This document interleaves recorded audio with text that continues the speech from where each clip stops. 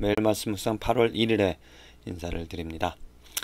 하루하루 하나님의 말씀을 읽으면서 그 말씀으로 하나님을 알아가는 것이 얼마나 큰 축복인지 모릅니다. 거듭거듭 말씀을 드리지만 정말 우리들에게 생명이 되어지고 우리들에게 길이 되어질 수 있는 것은 다름이 아닌 하나님의 말씀이 되어집니다. 하나님의 말씀을 통하여서 우리들은 분명하게 하나님이 누구인지를 알 수 있고 배울 수 있고 그 하나님이 누구인지를 알아감으로 내가 하나님을 경배하며 또 하나님이 원하시는 하나님의 계획대로 하나님의 뜻대로 그 인생을 살아갈 수 있는 것이죠. 그런데 이러한 사실은 우리 모두가 다 압니다. 그래서 하나님의 말씀을 매일 읽고 그 하나님의 말씀을 깨달으려고 하죠. 그런데 우리가 주의할 점이 있습니다. 하나님의 말씀을 읽고 하나님의 말씀으로 받아들이고자 할 때 성경 해석입니다. 그 말씀을 해석하는 것이 특별히 저 또한 그랬고 한국 교회에서 해석하는 것이 자기중심입니다. 자기중심. 어떤 신학적인 그런 영향으로 또 목사님들의 가르침으로 인하여서 어떻게 성경을 해석하는가. 성경 말씀을 내 입장에서 이해를 합니다. 성경 말씀을 하나님이 나에게 주시는 말씀으로 받아들인다는 거죠. 내가 이 말씀을 읽으면서 하나님이 나에게 주시고자 하나님이 나에게 오늘 주시고자 하시는 말씀이 무엇인가 하면서 그 읽은 말씀을 통하여서 내게 하나님이 주시는 뜻이 무엇인지 그것을 찾고자 한다는 겁니다. 이것은 어찌 보면 맞는 것 같지만은 상당히 위험한 성경 해석입니다. 생각해 보십시오. 예를 들자면 하나님께서 여호수아에게 강하고 담대하라, 두려워 말라, 내가 너와 함께합니다, 이렇게 말씀하셨죠. 그러면은 자기 중심으로 해석하는 사람이라면 오늘 성경 말씀을 읽겠습니다. 하나님 오늘 말씀을 주시옵소서. 그리고 여호수아를 읽습니다. 강하고 담대하라, 두려워 말라, 내가 너와 함께합니다. 하나님 감사합니다.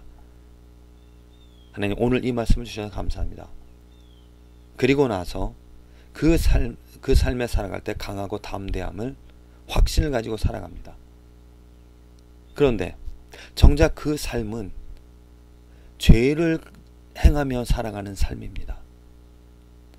내가 하는 일들이 이게 죄인지 아닌지, 죄일까 아닐까, 그렇게 그렇게 갈등하고 있는 상황인데 죄인 것 같기면 죄인 것 같은데 또 아닌 것 같고, 그렇게 갈등하는 상황에서 이 말씀을 받아들이면 강하고 담대하라, 내가 너와 함께합니다, 착각을 한다는 거죠. 내가 뭔가 흔들리는 그런 상황에서 잘못된 것을 옳다라고 부여잡는, 확신을 하게 되어지는 잘못된 길로 빠져들어갈 수 있는 성경 해석이 되어집니다. 단편적인 얘기가 되어지겠지만은 하나님의 말씀을 내 상황에서 내 입장에서 받아들이게 되어지면 그렇게 왜곡으로 잘못된 방법으로 잘못된 지식으로 여겨질 수 있다는 겁니다. 그건 하나님의 말씀이 아니라 하나님 말씀으로 받아들이는 것이 아니라 하나님을 마치 나의 우상으로 내 삶에 필요한 것으로, 곧 하나님의 말씀으로 내 삶에 유용한 것으로 왜곡하게 되어지는 잘못된 성경 해석이 되어진다라는 말씀입니다. 그렇다면 어떠한 방법이 올바로 성경 말씀을 읽고 해석하는 것인가? 자기중심의 해석은 분명히 잘못된 것입니다. 자기중심이 아닌 하나님 중심, 곧 신학적 진리를 찾는 것이, 그것이 바로 올바른 성경 해석이 되어집니다. 이 신학적 진리가 무엇인가? 성경 말씀이 기록되어진 그 시대, 저자가 쓴 그 시대로 돌아가서 그 시대에 왜 저자가 이러한 표현을 썼고 또 저자가 처한 그런 상황, 그 편지를 받는 그 저자가 쓴 그 시대적인 상황, 역사적인 상황을 전제 조건, 역사적인 사실을, 역사적인 그런 배경으로 이해를 하고 그 시대를 이해를 하고 그 다음에 저자가 왜 이런 말을 하나, 하나님께서 왜 저들에게 그런 말씀을 하셨는지, 그리고 그 사실 그 진리가 과연 신학적으로 영원히 변하지 않는 진리인지를, 단순히 그 시대에 필요한, 예를 들어서 바울이 예를 들어서 바울이 고린도 교회에 여자는 머리에 쓰고 기도를 하라고 했습니다. 그렇다면 여자는 머리에 쓰고 못을 쓰고 기도를 하라고 한 그것이 신학적인 시대를 떠난 그 시대뿐만이 아니고 지금까지 적용이 되어질 수 있는 신학적인 진리인가? 아니면 단순히 그 시대에 그 교회의 문제 때문에 사도 바울이 이야기한 것인가? 그것을 따져서 헤아려서 이것은 그 시대 그 교회의 문제 때문에 바울이 한 이야기구나. 그래서 이 시대까지 가져오지 않는 것입니다. 지금 우리 교회에서 누가 머리를 쓰고 기도하지는 않죠. 하지만 가톨릭은 그것을 신학적인 진리로 받아들여 이해를 합니다. 바로 그것이 가톨릭이 옳다라는 것이 아니라, 우리는 잘못된 해석이죠. 가톨릭은 우리가 해석하는 것은 시대적인 그런 상황에 의하여서 그 시대에만 적용이 되어지기 때문에 우리는 그 말씀을 지금 받아들이지 않습니다. 하지만 바울이 또한 고린도 교회 또 다른 교회 그 시대에 여자는 교회에 잠잠할지어다 이렇게 이야기를 했습니다. 그래서 그 말한 그 사실 또 그 배경을 살펴보면 사도 바울이 단순히 그 교회 그 시대의 문제 때문에, 여자 문제 때문에 여자는 잠잠할지어다 그렇게 이야기를 했다라면은 그건 지금도 적용이 되어질 것입니다. 아니죠. 말씀이 잘못되었습니다. 그 시대의 상황에 따라서 교회에 문제가 있어서 그 상황에서만 말씀을 한 것이라면 지금 실천할 필요는 없죠. 똑같이 머리에 쓰고 기도하는 것처럼 스탑, 우리는 중지를 해야 될 것입니다. 하지만 바울이 분명히 이야기하는 것은 여자는 잠잠할지어다 하면서 그 시대뿐만이 아니고 창조까지 거슬러 올라갑니다. 하나님이 창조하신 목적까지 이야기를 한다는 거죠.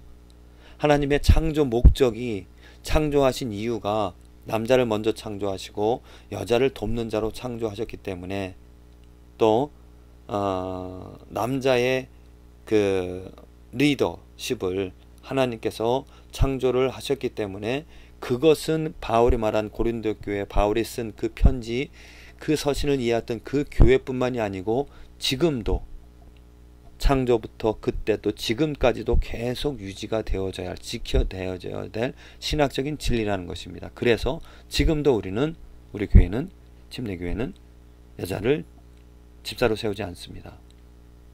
남자가 남자의 리더십을 창조로부터 그때 지금까지 계속 유지해 나가는 것이죠.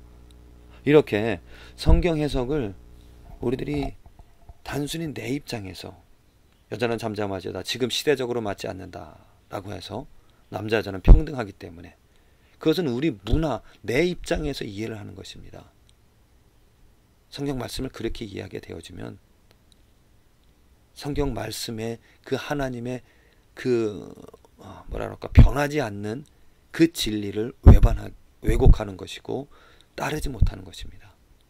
정말 면밀히 성경 말씀을 살펴보면서 이것이 정말 시대적으로 영원히 창조부터 그때 지금까지 지속되어져야 될 것인가 아닐 것인가를 분명히 잘 살펴서, 만일 그것이 창조로부터 하나님의 뜻이고 또 변하지 않는 하나님의 성품, 하나님의 뜻, 하나님의 말씀이라면 그것은 시대가 그렇다 하더라도 우리 지켜나가야 되는 것이죠.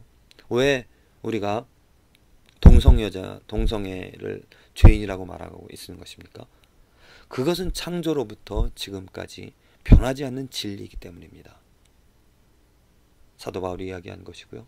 또 구약 성경에 나타난 하나님의 말씀이 되어집니다. 우리들은 분명히 그냥 내 입장에서 시대적인 상황, 내 지금 시대가 이렇다고 해서 그 말씀을 이렇게 받아들이는 것이 아니라, 그렇게 되어지면 또 이 시대, 다음 시대 가면 또 말씀은 변화집니다. 하나님의 말씀은 상대적인 진리가 아니라 절대적인 진리입니다. 변하지 않는 진리라는 것이죠. 그래서 이 변하지 않는 신학적인 절대적인 진리를 찾는 것이 성경 해석의 원리가 되어집니다. 오늘 말씀을 드린 이유가 사도 바울이 성경을 두란노 서원에서 강론한 것, 바울이 회당에 들어가 석 달 동안을 담대히 하나님 나라에 강론하며 권면하되 어떤 사람들은 마음이 굳어 순정치 않고 무리 앞에서 이도를 비방하거늘 바울이 그들을 떠나 제자들을 따로 세우고 두란노 서원에서 날마다 강론하여 이같이 2해 동안을 하며 아시아에 사는 유대인이나 헬라이나 다 주의 말씀을 듣더라. 사도 바울이 애를 쓰고 힘을 쓴 것이 이것입니다. 구약에서 강조되어진 것이 무엇인가? 그때 하나님께서 말씀하신 것이 이사야 선지자를 통하여서 사도 바울이 갖고 있던 성경은 구약 성경밖에 없었습니다. 그 성경에서 말씀하시는 바가 예수님을 증거했다는 것이죠. 변하지 않는 그 예수님이 그리스도였다라는, 하나님께서 예수 그리스도를 보내주셔서 우리를 구원시키고자 했던 그 너희들이 죽인 예수 그리스도가 그리스도라는 것을 그 말씀을 통하여서 보여주고 그것을 강론하고 알려주었다는 것입니다. 그것처럼 지금 우리들도 해야 될 일은 무엇인가? 창세기로부터 구약 성경으로부터 이제 우리는 신약 성경을 가지고 있습니다. 그 성경 전체를 통하여서 정말 그 시대에 강조하였던 예수 그리스도, 또 하나님의 뜻, 하나님의 원리, 하나님이 원하시는 것들을 찾아서 변하지 않는 그 시대뿐만이 아니고 지금도 변하지 않는 그 신학적인 진리를 찾아서 우리는 오늘 이 삶에서 깨닫고 이루어가는, 적용해 나가는 그러한 것이 우리들이 해야 될 일인 줄로 믿습니다. 부디 성경 말씀을 읽을 때 단순히 피상적으로 하나님이 나에게 주신 말씀이라고 주관적으로 받아들이지 마시고 시대적인 상황과 또 전체적인 그 성경 전체의 신학적인 그 맥락을, 그 원리를 찾아서 하나님의 말씀을 영원한 진리로 받아들이는, 절대적인 진리로 받아들이는, 이해하는 저 여러분들의 삶이 되어지기를 기도를 드립니다.